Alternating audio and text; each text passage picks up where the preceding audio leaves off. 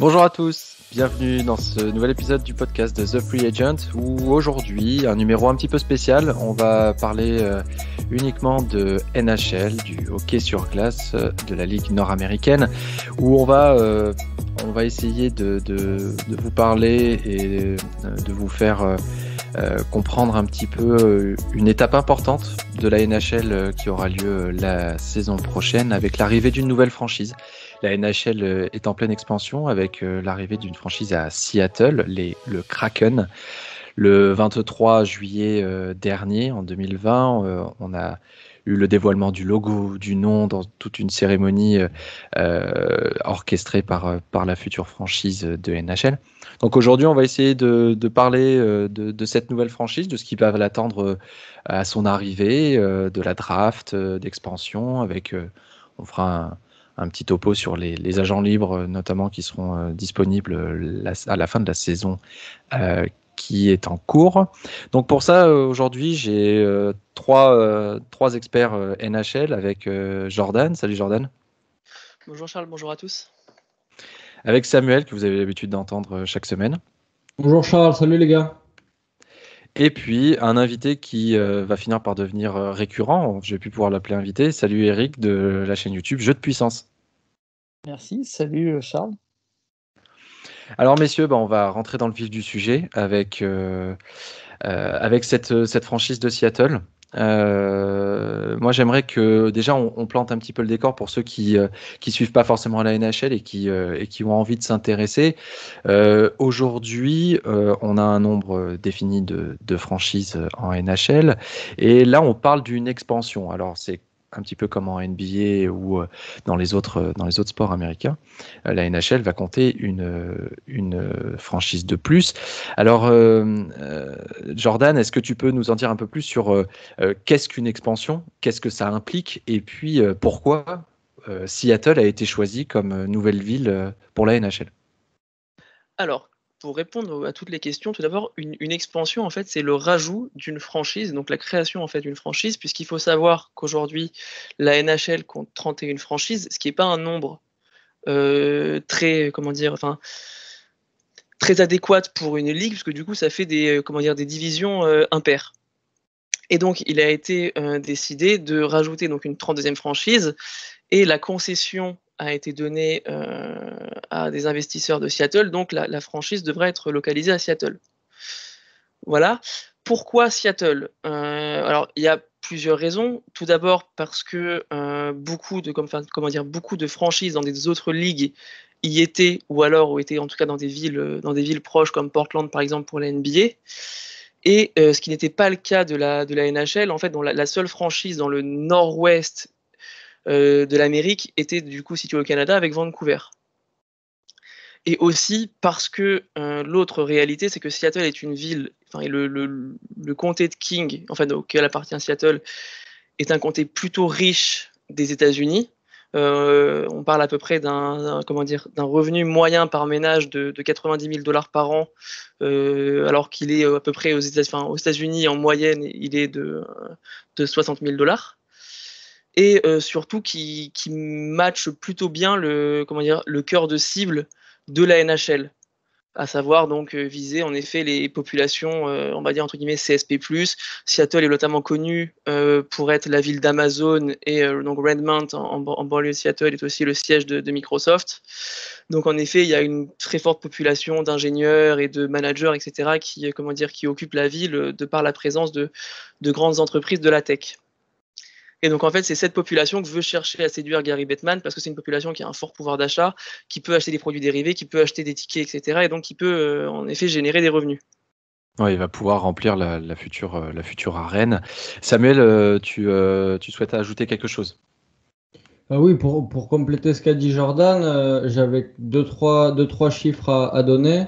Déjà, Seattle, c'est la 18e ville la plus peuplée des États-Unis, donc c'est un gros marché, voire un très gros marché. Et Je pense que la volonté de la NHL en créant cette franchise, c'est aussi de créer une rivalité géographique avec Vancouver. C'est deux villes qui sont assez proches, qui sont séparées par la frontière.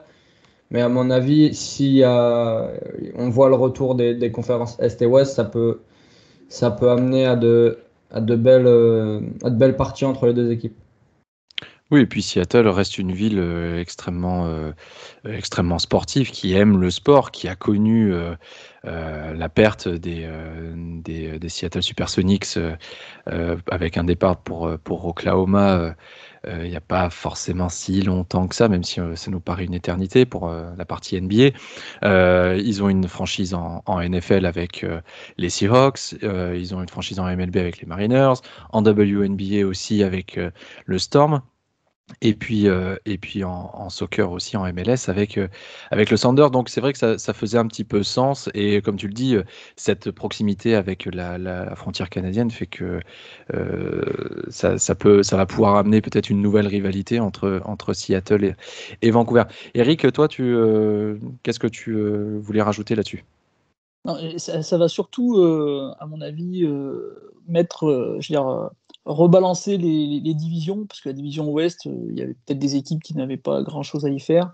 Et Seattle, ça va vraiment créer une vraie division Ouest et qui va rebalancer la division centrale avec des équipes qui vont plutôt jouer sur les mêmes créneaux horaires. Et donc ça peut être intéressant aussi pour les spectateurs et les téléspectateurs surtout. Voilà. Et voilà. Maintenant, ça fera 32 équipes. Moi, je trouve ça fait quand même beaucoup d'équipes. Je crois que c'est peut-être d'ailleurs, je me pose la question, c'est peut-être la ligue qui a le plus d'équipes. Donc, est-ce que c'est pas trop? Alors, écoute, en NBA, ils sont 30, en MLB, ils sont 30, Et en NFL, et en NFL, ils sont 32. Donc, au final, effectivement, ils rejoignent la NFL, mais effectivement, il y a un peu plus de matchs aussi. Ça va rajouter des matchs supplémentaires pour la NHL. Oui, Jordan. Non, alors est-ce que ça fait beaucoup d'équipes? Je dirais que ouais, je ne sais pas, parce que le hockey a en tout cas une portée beaucoup plus régionale que nationale, par exemple, comparé au football américain. Et donc, de facto, il faut quand même se rendre compte que s'il n'y a pas d'équipe dans un périmètre proche, en tout cas, le marché va pas suivre une autre équipe. Donc, en fait, l'arrivée d'une nouvelle équipe cannibalise pas forcément des parts de marché à une autre équipe. Je sais pas si je m'explique bien. Ouais, ouais, ouais, non, je vois très bien ce que c'est pas l'arrivée du Kraken va pas cannibaliser le Sounders ou le Storm ou d'autres dans Même en la fait, région ou même même en fait, Portland dans la voilà. région. En fait, Mm. au-delà de ça, c'est-à-dire que par exemple, les fans de hockey de Seattle, ils supportaient pas forcément le Sharks ou ils supportaient pas forcément les Canucks. Oui, oui, voilà, Euh, oui. Ils n'avaient pas forcément une franchise attitrée parce voilà, qu'ils en avaient pas. Mm. Tout à c'est fait. c'est la vraie différence, je dirais, en tout cas, entre le hockey par exemple et le football américain pour le coup. Où là, le football américain, même si l'État a pas forcément, ou la grande ville de l'État a pas forcément d'équipe, eux, ils vont quand même avoir un truc. Enfin, les fans vont quand même avoir une équipe, on va dire entre guillemets phare. Ouais, tout à fait. Ouais. C'est souvent d'ailleurs les Cowboys qui remportent ça. Donc, 32e équipe, elle va s'appeler le Kraken. Alors moi personnellement, je suis assez fan du nom. Je sais pas ce que vous en pensez, les gars. Un avis déjà sur le nom. Non, mais moi j'étais fan aussi, donc j'ai voté parce que je crois qu'il y a eu un vote à un moment. Il y avait eu un vote, oui, Je tout suis à fait. presque sûr. Ouais, Ouais, donc j'ai voté. Donc Kraken, c'était truc parce que sinon c'était le nom d'un poisson volant ou quelque chose comme ça qui était le deuxième choix. Je me souviens plus exactement comment ça s'appelle. Moi, j'avoue que je suis fan. Ils ont fait de la pub pour amener le nom qui était top, avec une sorte de mini-clip vraiment ouais. très très impressionnant. Donc moi, je suis fan de ce nom et je trouve que d'un point de vue marketing, pour l'instant, c'est un sans faute du côté de Seattle. Ouais. On reviendra sur cet aspect après, mais oui, effectivement, et ils ont très bien amené la chose. Et le jour du dévoilement, d'ailleurs, la vidéo était vraiment super, super sympa. Samuel, toi, ton avis, Kraken, pour, contre? Déjà, j'ai trouvé que c'était un super nom. Et puis, vu que c'est la 32e équipe de la NHL et qu'il n'y a pas une multitude de couleurs, c'était assez compliqué de trouver vraiment son identité en termes graphiques, quoi. Et je trouve qu'ils l'ont vraiment bien fait. Le logo est super. Ouais, évidemment, c'est des équipes de graphistes payées je ne sais combien, mais Une je trouve qu'ils ont fortune, je vraiment, pense. ouais, oui, voilà. Ils ont vraiment trouvé une identité graphique claire et puis ouais, la campagne sur les réseaux sociaux était hyper intéressante où ils ont montré les plus beaux lieux de Seattle où ils cachaient des cadeaux pour les fans, etc. Donc ouais, pour l'instant, ça me plaît bien. Et toi, Jordan? Ah, non, moi j'aime beaucoup aussi, effectivement, bah, déjà tout l'aspect autour du Kraken. Je trouve que enfin, pour un nom de franchise, enfin, il faut quelque chose d'un peu impressionnant, un peu, on va dire, combatif. Et surtout, enfin, je veux dire, les anciennes équipes de hockey enfin, qui n'étaient pas forcément dans la NHL avaient des noms un peu plus, je dirais, pas forcément en rapport avec la mer, ce qui est un peu dommage quand on est une ville portuaire. Et je sais pas, par exemple, ce que le Totems aurait donné en termes d'identité visuelle, ou même les Metropolitans, qui étaient, en tout cas, enfin, l'ancienne équipe donc de Seattle avant l'apparition de la NHL. Ouais, Donc non, c'est vrai que... moi je suis plus pour un rebranding, ouais, d'avoir quelque chose de vraiment nouveau, Mm, et du coup absolument. Et donc, est-ce que tu peux nous dire d'où vient le nom? Pourquoi ils ont choisi Kraken en particulier plutôt qu'une autre? Alors, il y a pas, enfin, ce n'est pas forcément lié à la ville de Seattle, hein. Bon, c'est juste que le Kraken fait à la fois donc référence aux monstres, enfin, aux monstres aquatiques, pardon, scandinaves, qu'on retrouve aussi notamment dans beaucoup de légendes. Et alors, enfin, la seule raison, je dirais, biologique, ça serait la présence enfin, d'une race de poulpes, donc le poulpe géant du Pacifique, qui est la plus grande espèce donc de poulpe qui bah, du coup donc, se trouve dans le Pacifique et vers les côtes de Seattle. Et en revanche, le logo, lui, le S, en fait, pourquoi ils ont repris un S? Alors, donc évidemment pour la ville de Seattle, et aussi parce que ça reprend le logo pour le coup des Metropolitans, qui était donc l'équipe, enfin l'équipe, on va dire, historique de Seattle dans la Ligue de hockey du Pacifique. D'accord, super intéressant, effectivement. Mais le logo, effectivement, je pensais que le S était uniquement pour Seattle. Si on passe sur l'aspect sportif, parce qu'il y a aussi cet aspect-là qui va entrer en ligne de compte, une nouvelle franchise arrive. Comment elle va faire pour avoir des joueurs, en fait, pour se constituer une équipe? Jordan.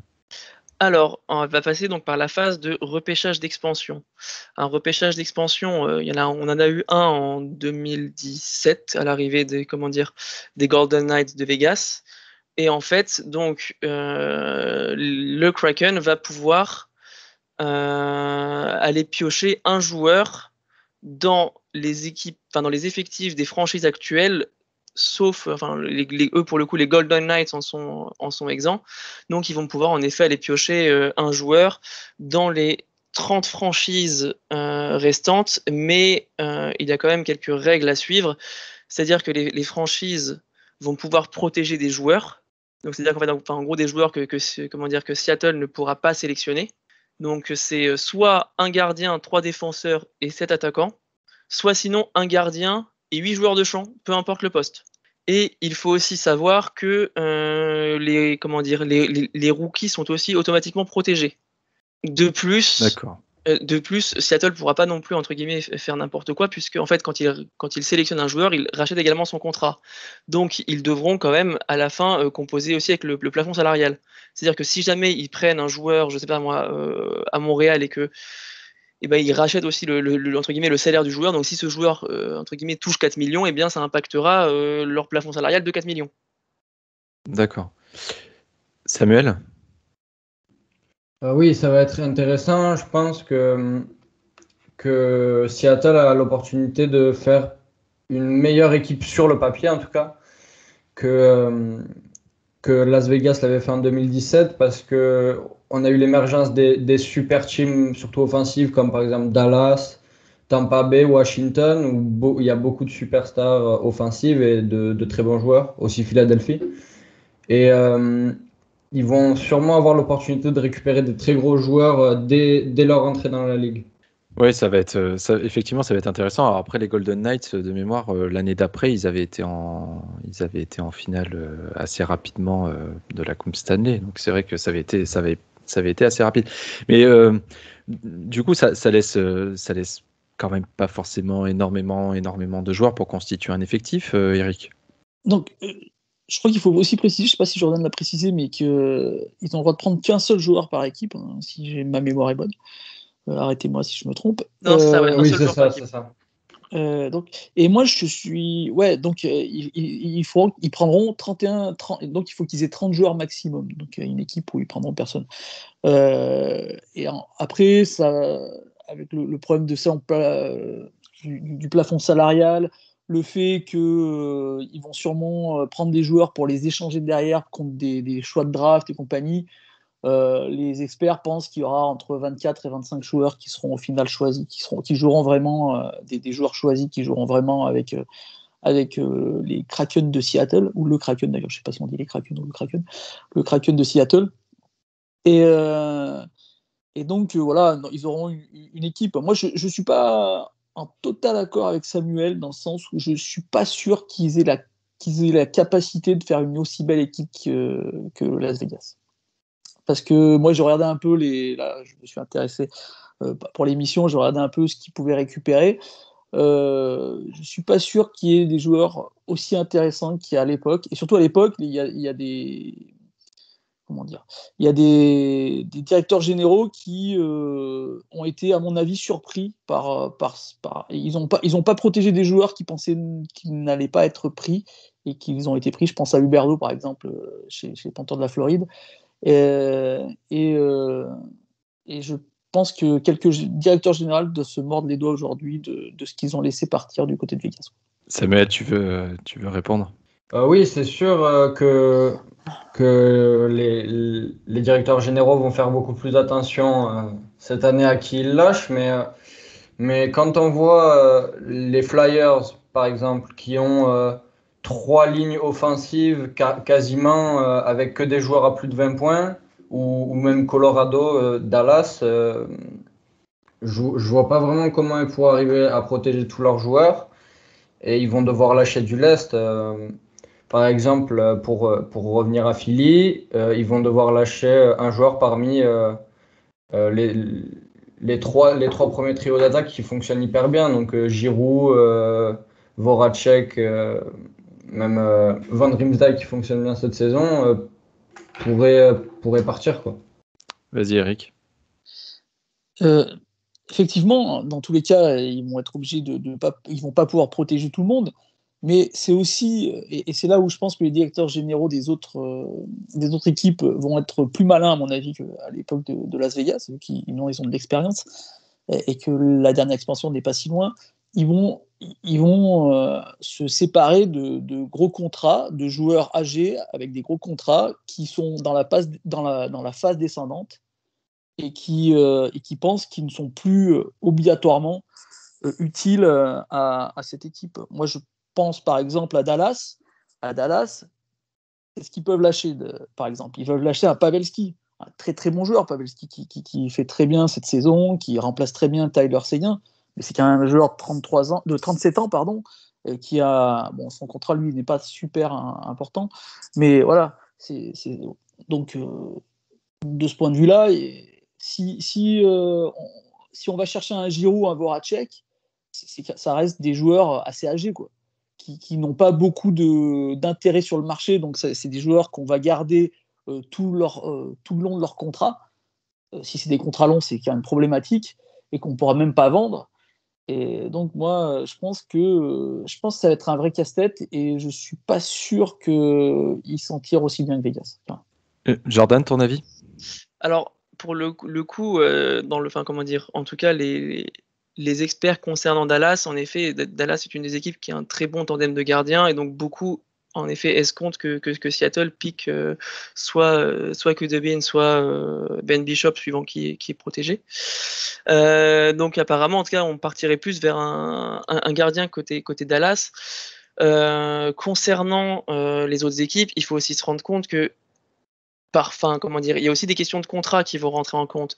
Si je prends l'exemple de Toronto, est-ce qu'on va vouloir en protéger un Kerfoot qui a un contrat à plus de 4 millions et qui ne donne pas forcément une satisfaction, je dirais, au vu de son prix. Donc ça peut être un joueur comme ça qui peut être récupéré, qui reste quand même qui a quand même quelques qualités et qui peut jouer au hockey.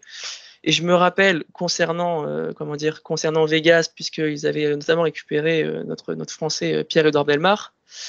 Et lui, en fait, avait dit un truc qui était assez assez vrai, c'est que dans l'effectif de Vegas, en fait, existait un vrai sentiment de revanche, en fait, de la part des joueurs qui avaient un peu mal vécu le fait de ne pas être protégés par leur franchise. Et donc, en fait, à chaque fois que Vegas affrontait une des 30 autres franchises, il y en avait toujours un, en fait, dans l'effectif qui était hyper motivé pour montrer ce qu'il voulait et qui rentrait le match de sa vie. Et ça, en tout cas, Pierre-Edouard Bellemare, lui, en tout cas, attribué le succès des Golden Knights dès leur première année aussi un peu à cet état d'esprit. Donc des joueurs en effet qui sont pas forcément, qui sont moyens et qui sont pas forcément, je dirais, à l'aise avec leur franchise peuvent aussi du coup se révéler au Kraken. C'est quelque chose qui va être, en tout cas du moins une donnée à prendre en compte. Samuel? Dans tous les cas, le directeur général du Kraken va pas beaucoup dormir sur les prochains mois, je pense, que ça va être assez compliqué. Non, c'est sûr. Ça, c'est sûr. Mais ouais, ils vont vraiment avoir un dilemme entre. Ils vont devoir faire le mélange parfait entre l'expérience et des joueurs un peu plus underdog entre guillemets qui vont se battre et montrer que leurs franchises précédentes leur ont pas donné la place qu'ils méritaient, quoi. Donc ça va être intéressant. Le duo de gardiens, il pourrait très vite récupérer un duo de gardiens du type Lehner-Fleury, avec par exemple des noms comme Jonathan Quick qui pourrait être lâché pour garder Petersen. Je pense même à Demko à Vancouver s'ils décident de garder Holby. En tout cas, on verra, mais ça risque d'être très intéressant. Moi, j'avais une question. On sait que les franchises NHL ont un peu comme en MLB, ont des franchises affiliées en AHL. Est-ce que Seattle aura aussi une franchise affiliée dans la division AHL? Alors oui, ils vont avoir une franchise à Palm Springs, j'ai mal prononcé, Palm Springs, qui devrait elle aussi du coup intégrer la AHL et qui devrait donc permettre en effet de développer en tout cas les jeunes les jeunes de Seattle, parce qu'il faut savoir que Vegas, quand ils avaient récupéré leur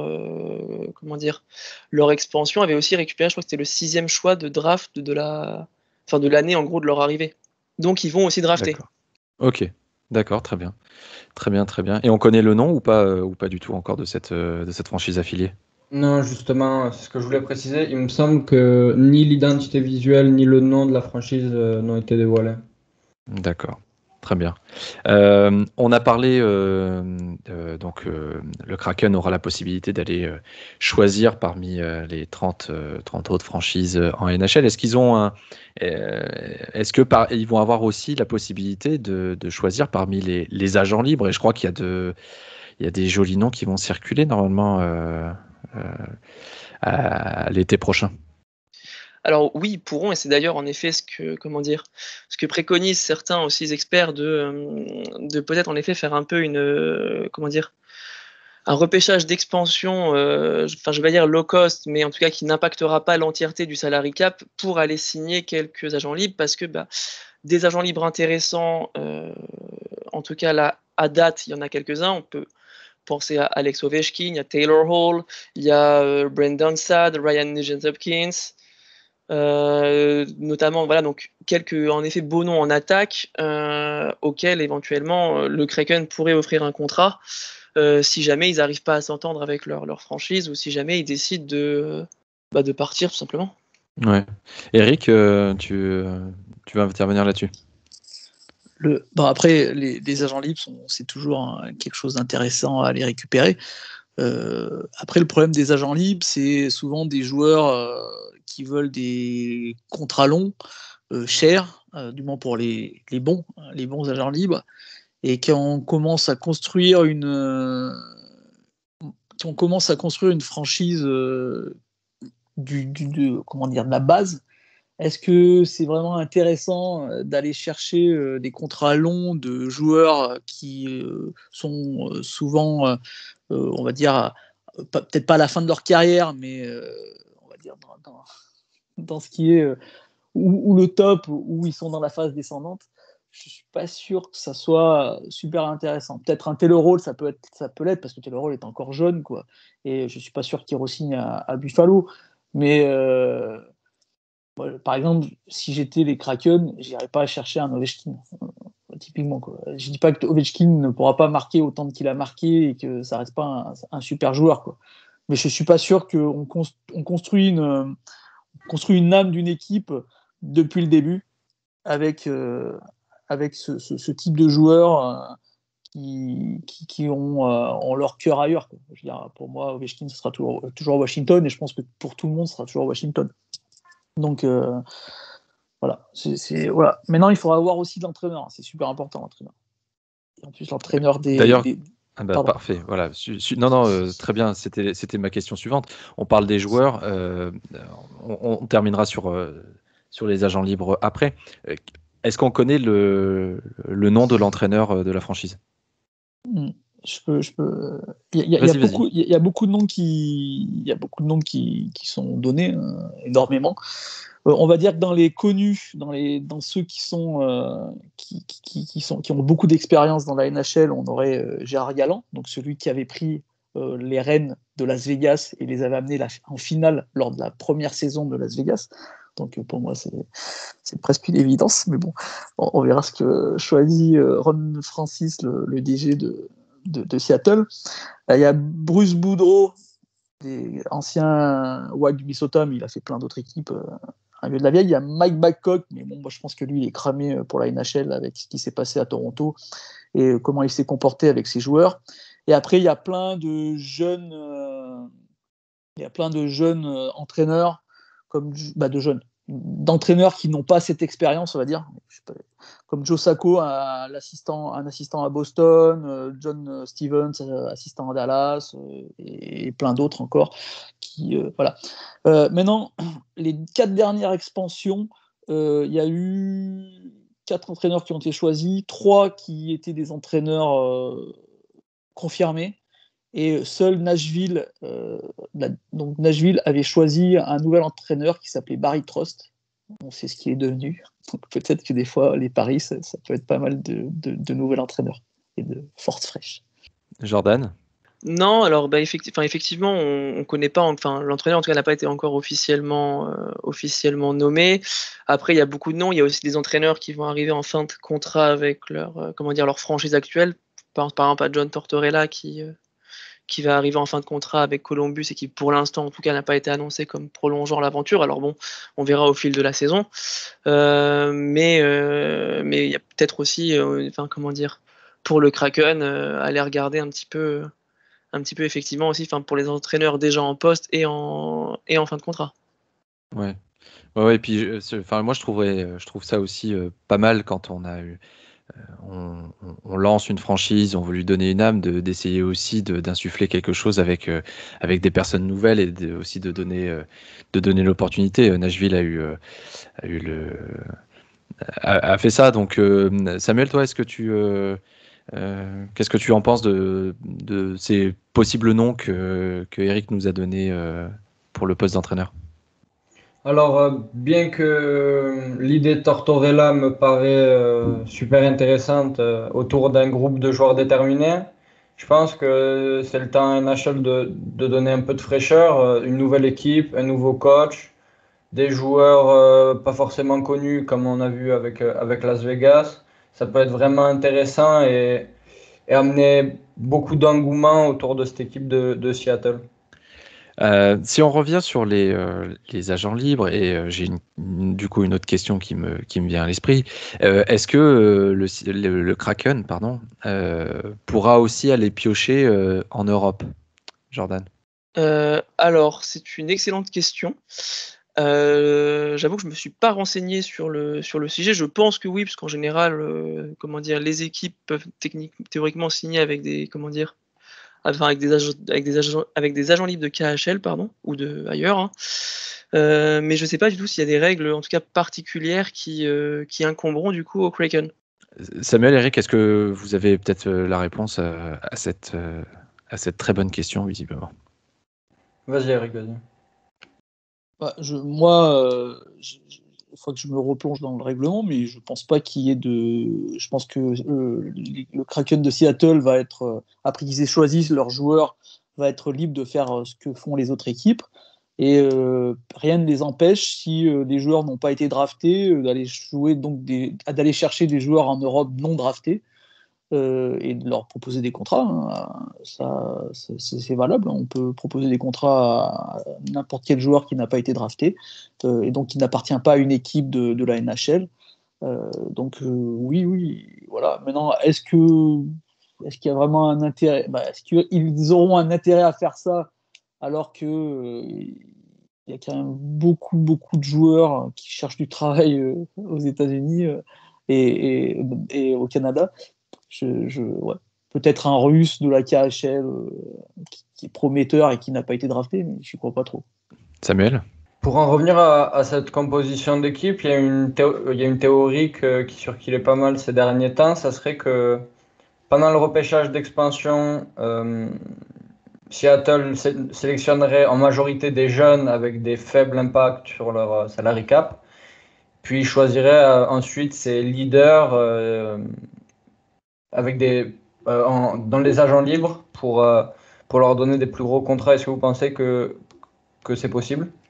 Ouais, pour moi, c'est clairement une possibilité. Et là-dessus, je vais un petit peu contredire Eric, mais moi, si Ovechkin est ouvert, en tout cas, si je suis GM, je le signe, je dirais, les yeux fermés, parce que ne serait-ce que pour, je dirais, l'impact marketing et de visibilité que ça va offrir à une franchise qui est naissante. C'est presque un cadeau venu du ciel.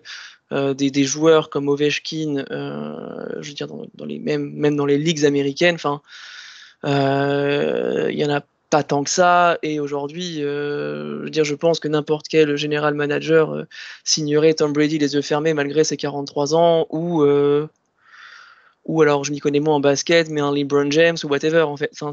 En tout cas, on est dans ce type de joueur, et moi, clairement, si Ovechkin est dispo, mais le Kraken doit sauter dessus. En termes de visibilité, ce serait vraiment un vrai bonheur pour eux. Ouais, je te rejoins un petit peu là-dessus. Peut-être que sur l'aspect sportif, effectivement, avec un joueur vieillissant, voilà, c'est peut-être pas forcément la meilleure solution, mais l'impact marketing et la naissance de la franchise, effectivement, ça pourrait être intéressant. Eric, est-ce que tu veux rebondir sur ce que Jordan et Samuel viennent de dire? Oui, non, mais d'un point de vue marketing, c'est toujours intéressant, effectivement, de faire venir un joueur comme Ovechkin. Je ne dis pas le contraire, quoi. Après, moi, je pense que ça serait d'un point de vue sportif, parce que la différence avec Tom Brady, c'est que Tom Brady, il a montré qu'il pouvait faire gagner son équipe. Moi, je ne suis pas sûr qu'un Ovechkin, et d'ailleurs, je ne suis pas sûr que dans le hockey sur glace, un joueur, quel qu'il soit, même Connor McDavid, d'ailleurs, on en a l'exemple, ou Auston Matthews, peuvent faire gagner son équipe. Je veux dire, il faut, pour moi, pour qu'une équipe, d'un point de vue sportif, et je pense que Ron Francis là-dessus, c'est un directeur général qui a de l'expérience et donc qui va avoir ça. Il vaut mieux, comment je dirais, il vaut mieux 23 Grégario qui vont donner tout pour l'équipe, et ça va permettre à l'équipe d'aller loin, que prendre un agent libre extrêmement cher pour des années. Donc, ça veut dire que je veux dire, Ovechkin, s'il vient au Kraken de Seattle, il ne va pas venir pour un an ou deux. Il va dire, moi, j'ai un contrat de 5 ans, tu me mets 10 millions sur la table pendant 5 ans, ou 8, ou 9. Voilà, 5 ans, ça veut dire que ça l'amène vraiment loin, quoi. Et c'est-à-dire que même si Ovechkin, ça reste un top joueur et qui restera sûrement dans les 5 ans un joueur qui fera son travail et compagnie, moi, je pense qu'un directeur général d'une franchise qui vient de naître, faut qu'il voit à plus long terme que juste la première année marketing et dire on va faire exploser ça. Et d'ailleurs, Vegas n'a pas eu besoin de stars pour, d'un point de vue marketing, avoir une explosion assez extraordinaire. Et voilà, et les stars sont arrivées après d'ailleurs. Je veux dire, les stars, elles sont maintenant. Et moi, je veux dire, je trouve que il vaut mieux. Je veux dire, Ron Francis, il a un exemple tout frais devant les yeux. Comment créer une super équipe, sans stars au début, et les stars qui arrivent après, avec des contrats, avec un salary cap qui est à peu près tenu. Et voilà, moi, c'est là-dessus. Moi, si j'étais Ron Francis, c'est là-dessus où je me baserais. Après, effectivement, d'un point de vue marketing, c'est peut-être moins sympathique. Est-ce que du coup, avec toutes les possibilités et tous les noms qu'on a pu donner à droite à gauche, est-ce que vous pensez que le Kraken peut faire une Golden Knights et avoir un impact tout de suite dans la ligue, Samuel?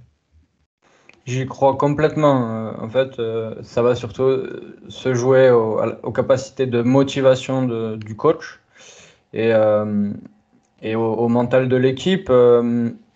Ils vont devoir choisir des joueurs forts mentalement, c'est sûr, parce que c'est jamais facile d'être échangé et de signer dans une nouvelle équipe. Mais s'ils gèrent la chose bien comme l'ont fait les dirigeants des Golden Knights, ils peuvent signer des joueurs, des leaders forts. Je pense à Palmieri, par exemple, ou à Jaden Schwartz. On verra comment ils gèrent la situation, mais rien n'est fermé, surtout dans la NHL, qui est une ligue où tout peut arriver. Jordan? Est-ce qu'ils feront aussi bien, c'est-à-dire arriver en finale, ça je ne sais pas, mais en tout cas oui, ils peuvent monter un effectif qui leur permet d'atteindre directement les playoffs dès leur première année et potentiellement avoir une carte à jouer. Effectivement, il y a beaucoup d'agents libres, ils vont quand même pouvoir aussi récupérer avec la draft d'expansion. Alors, moi, je suis un peu sceptique sur l'entraîneur qu'ils prendront. J'attends de voir qui sera le head coach avant de me prononcer sur sur ce qu'ils feront.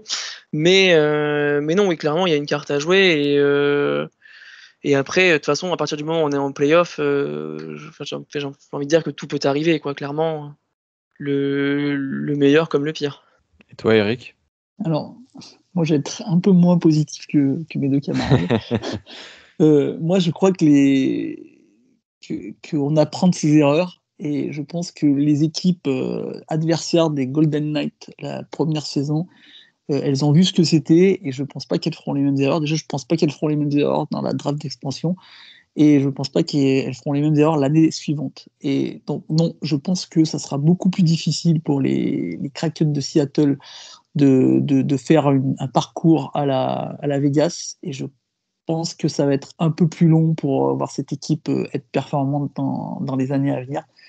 Je pense que ça sera plutôt une équipe comme Nashville. Je vois quand même quelques années avant que cette équipe devienne performante.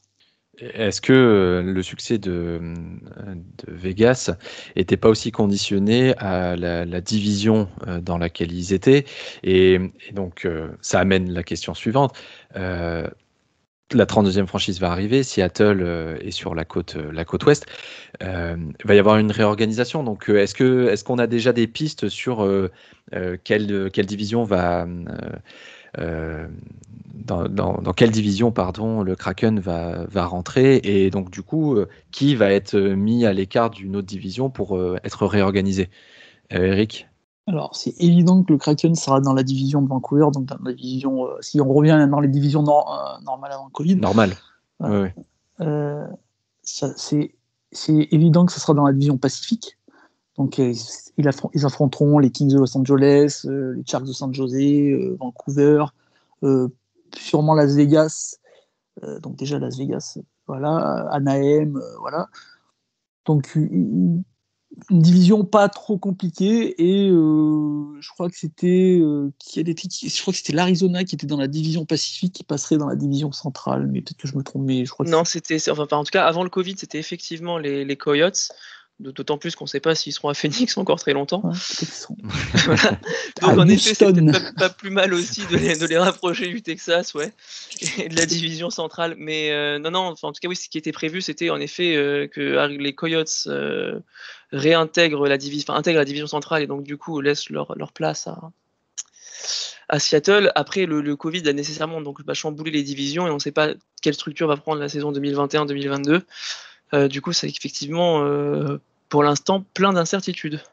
Ouais, ça conditionnera sans doute aussi leur succès à venir.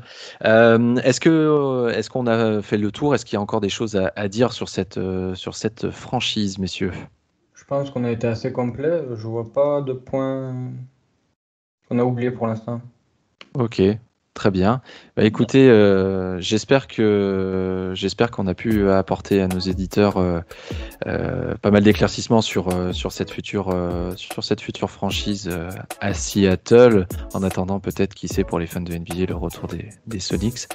Merci les gars. C'était vraiment très intéressant. J'en ai appris aussi pas mal sur ces drafts d'expansion et tout ce que ça implique au niveau de la franchise et des autres aussi, puisqu'elles sont forcément impactées. Donc j'espère que vous aussi, auditeurs, vous avez apprécié les échanges du jour. Merci encore. Merci les gars vous être rendus disponibles ce soir. Et puis on se retrouve très vite pour un nouvel épisode du podcast de The Free Agent. Bonne soirée à tous. Au revoir.